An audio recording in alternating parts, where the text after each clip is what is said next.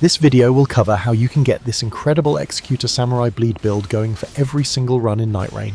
This video will cover the best weapons, the best relics and talismans, and tons of OP tips and tricks that you might need for this build.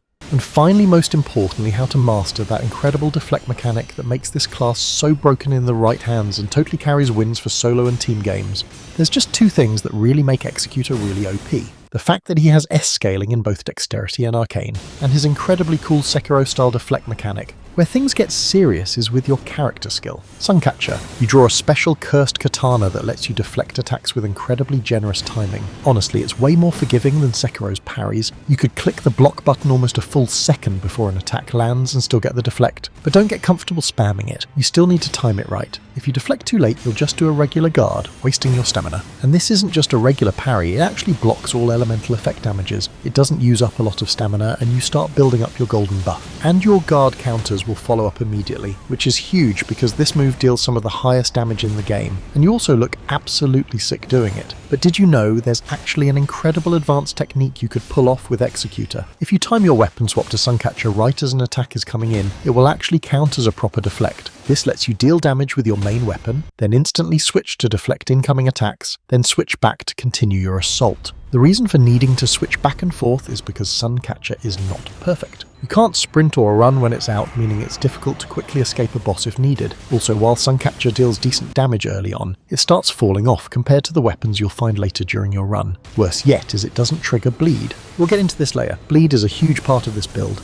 But wait, it gets worse. The golden buff is a one-time use skill that does no damage boost and does less stance damage than a regular katana for some reason, which is why mastering when to pull out Suncatcher purely for deflects is key with Executor. So if we don't use Suncatcher as our primary weapon, this is what you should actually be using. Executor's dexterity scaling means katanas, claws, daggers, curved swords, and whips are going to absolutely melt enemies. Just the arcane scaling alone means we're talking faster bleed procs, poison build-up. Even effects like Frost and Scarlet Rot scale off arcane in Nightreign, unlike Elden Ring where most status effects don't scale at all. A really important tip is that whichever weapon you run, you don't want to two-hand them. Executor actually has a faster moveset when single-handing weapons, which simply means you deal more DPS that way. And because bleed build-up really depends on the number of hits you deal over the amount of damage you deal, you really want to be dual-wielding two weapons that deal bleed damage to consistently proc bleed. One of the best weapons would be Rivers of Blood, one of the absolute strongest bleed weapons simply because of Corpse Piler, its weapon skill. Corpse Piler is this rapid bloody slash attack that does incredible bleed build-up.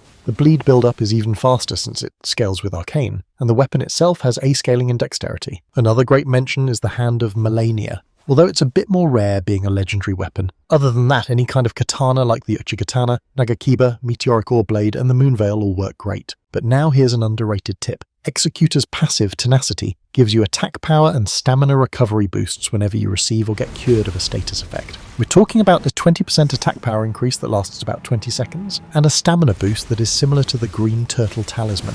The buffs can even stack if you get hit with multiple status effects. Now you might think that this is pretty niche since you could go entire games without enemies ever proccing a status effect on you. The cool thing is that you could trigger this yourself. If you find a weapon with seppuku, or have a relic that gives you seppuku as a weapon skill, you can use it not just to boost your bleed build-up and attack power, but also to trigger your passive bonuses. But alternatively, you could just throw some pots at your feet to start triggering this passive effect for an easy damage boost.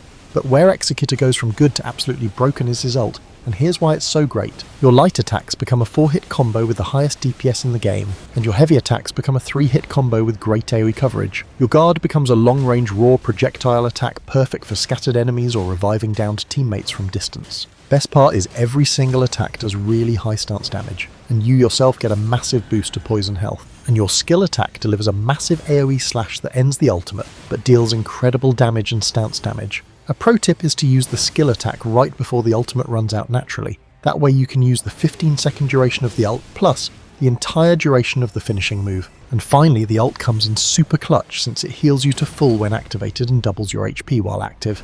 And if your teammates are down, use your raw and attacks to get them back up. It's a complete reset button when you're in trouble. Now as for the best relics and talismans to run with Executor, there are two really great relics you get from completing his Remembrance quest.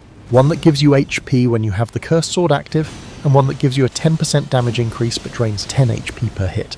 The health drain relic becomes incredible when paired with any relics that restore 10 HP per block. They completely cancel each other out, giving you a pure damage boost. An issue you'll find you'll run into really quick is that your stamina bar is always empty. If you're running dual katanas and trying to sprint around all the time, stamina drains fast. The Knight of the Baron, Knight of the Beast, and Knight of the Champion are all boss relics that give you massive stamina-related boosts. But if you don't have the boss relics unlocked yet, pray to the Elden Gods that RNG is on your side and try and get any relic or weapon passive with stamina recovery on attacks or any that increase stamina flat.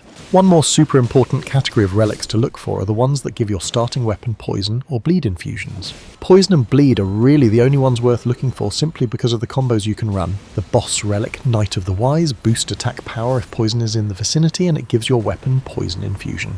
But my personal favourite are the bleed build combos. Along with the Seppuku and the Executor passive combo we talked about earlier, grab the Lord of Blood's Exaltation for a 20% attack power boost when blood loss happens, and finally grab the Rivers of Blood as your weapon. You would be absolutely melting everything. For other talismans, try look for the Winged Sword insignia, or Millicent's Prosthesis for attack power boosts on successive attacks. And if you're running Rivers of Blood, you're going to be spamming the skill all the time. If you are, then grab the Warrior Jar Shard for a 15% attack power boost for all skills. And finally grab the Green Turtle Talisman for a better stamina recovery. So that's it. Good luck, and here's a really OP Iron Eye build that can win you solo games super easy. I'll see you there.